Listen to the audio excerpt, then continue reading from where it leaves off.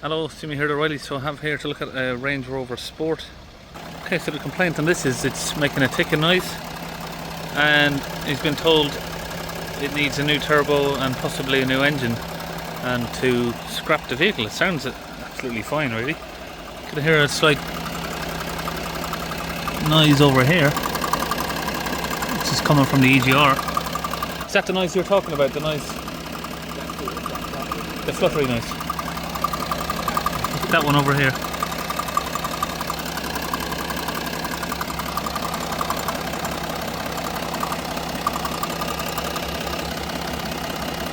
It's the EGR. The vacuum solenoid on the EGR. So if you hold it, it stops doing it. Or if I disconnect this, it will stop doing it. If I disconnect the vacuum line, then you put it back on. So let me try and get the camera down there.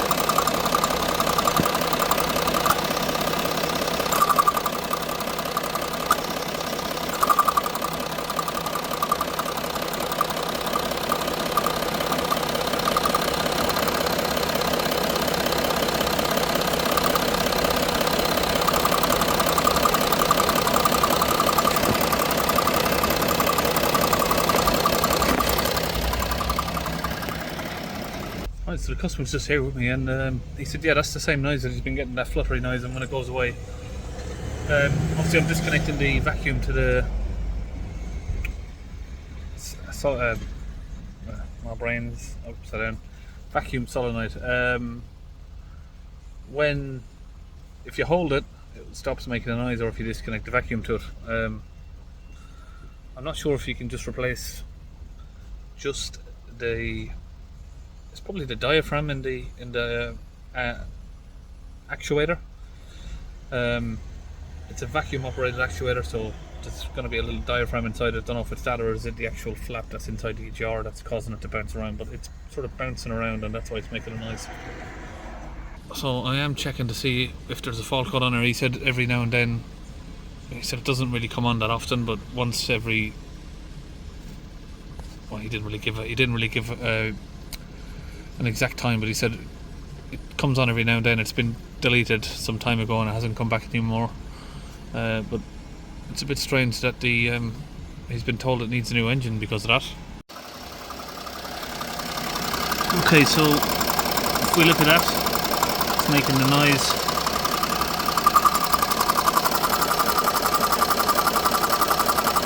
It's worse than not.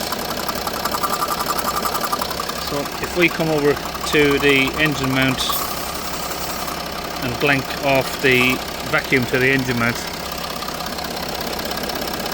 you can see it doesn't do it anymore. So if we let go of that, that's loose and that's blocked. So it's got a vacuum leak from the engine mount. This is the pipe that runs down to it. So there's a slight leak on it. So what you could do is, for now, just blank that off until you get a new one fitted, if you don't want to listen to the noise. Okay, so I'm just currently running a scan on it now. So as well as telling them that the engine was knocking, it needs a new engine, he said it also needs a new turbo, according to his fault code scan, which I'm pretty sure I know what's going to be. Waiting for this to finish scanning and we can check what fault codes are in the engine ECM.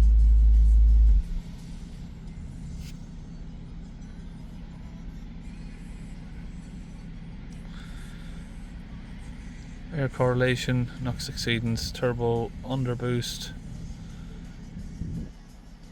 and exhaust excessive flow. Well, the EGR isn't working because the valve is sticking, so it's going to have insufficient flow. It's likely NOx exceedance will be caused by these two, so it's probably going to need a smoke test as well.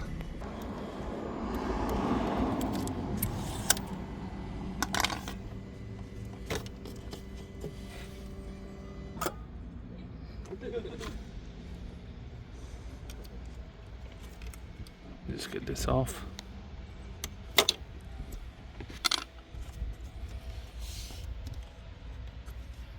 Yep, needs a new throttle body, which is one fault.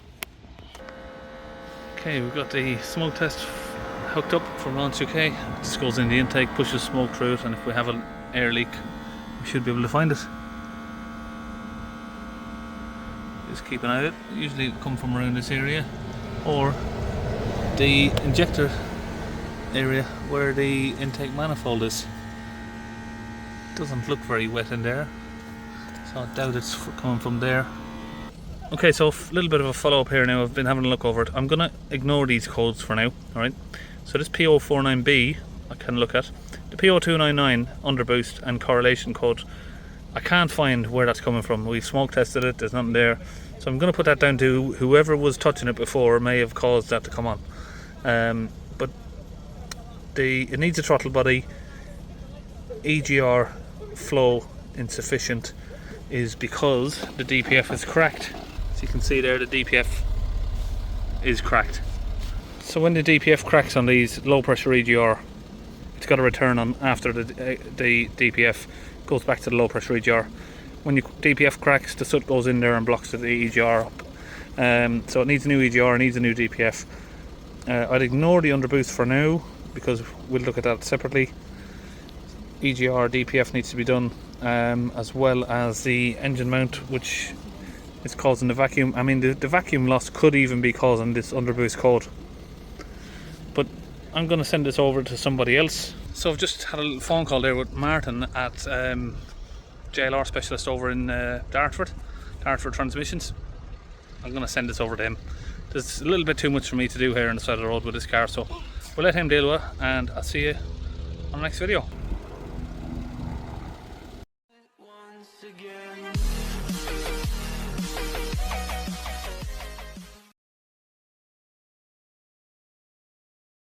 Once again.